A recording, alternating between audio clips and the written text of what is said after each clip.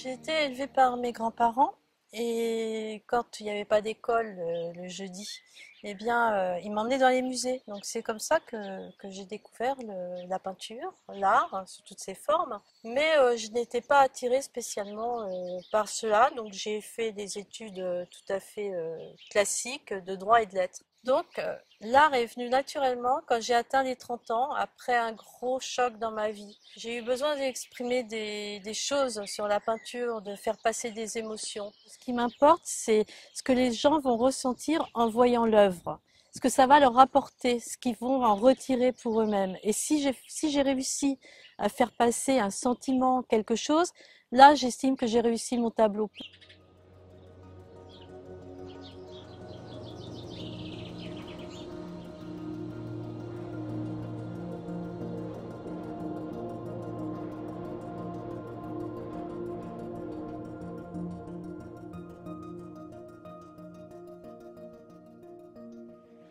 Je mets souvent des symboles dans mes tableaux.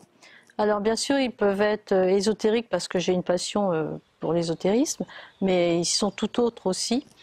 Et puis aussi, ce que j'aime bien faire, c'est que je crypte mes tableaux.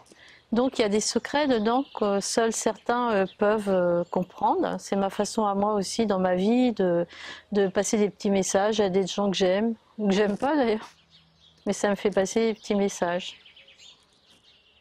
Effectivement, je pense que j'introduis une forme de provocation dans mes œuvres. Alors, je pense que la provocation, la première, ce serait plutôt d'ordre d'amour, d'ordre sexuel, de nudité.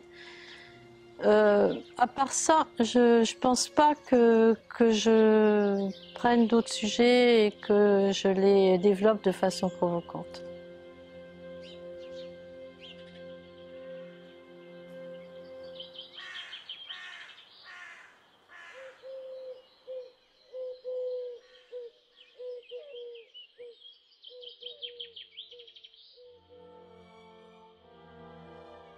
J'ai entendu les premières notes du requiem de Mozart, le Lacrimosa, qui venait de la bibliothèque. Je savais que mon père était dans la bibliothèque, à quelques mètres de moi, et qu'il écoutait le Lacrimosa.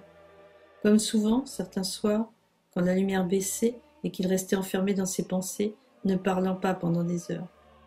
Je me suis assise par terre en tailleur dans un coin du salon, et je me suis laissée envoûter par la musique. Cela me transperçait le cœur. J'étais figée par la beauté qui entrait dans mon corps. L'émotion m'a gagnée et emplie de tristesse. Les larmes ont commencé à couler tout doucement.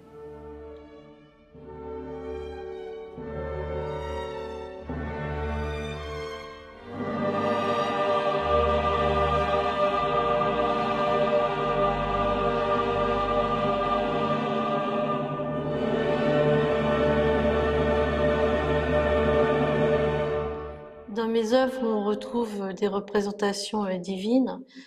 Effectivement, je suis croyante. Je suis contre le dogme en revanche et je suis pour plus de liberté. Mais Dieu pour moi a une relation privilégiée dans mon cœur, c'est très important pour moi.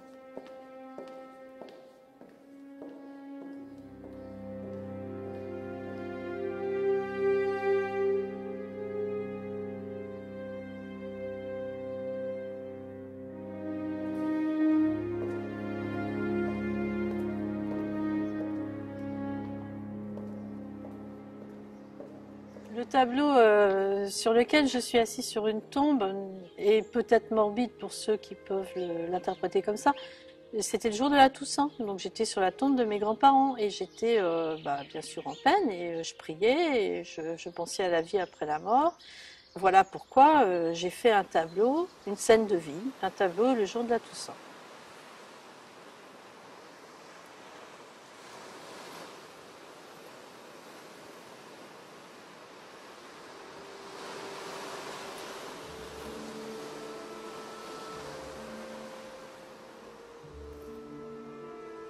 Chaque fois que je fais un geste, je le frôle. Je me rends compte que j'aime être près de lui, le toucher sans le faire exprès. J'aime le regard qu'il pose sur moi, il me fait me sentir belle. Je sais que je lui plais, surtout depuis quelque temps, et il ne s'agit plus de l'affection qu'il me portait lorsque j'étais une enfant. Maintenant, il me regarde comme une femme, et je crois déceler du désir et de la convoitise dans son comportement, et je ressens la même chose. Michel trouve que c'est dangereux de voyager seul. que je dois faire très attention. Je me mets à penser que voyager avec lui serait très dangereux sur moi, bien plus que de voyager tout seul.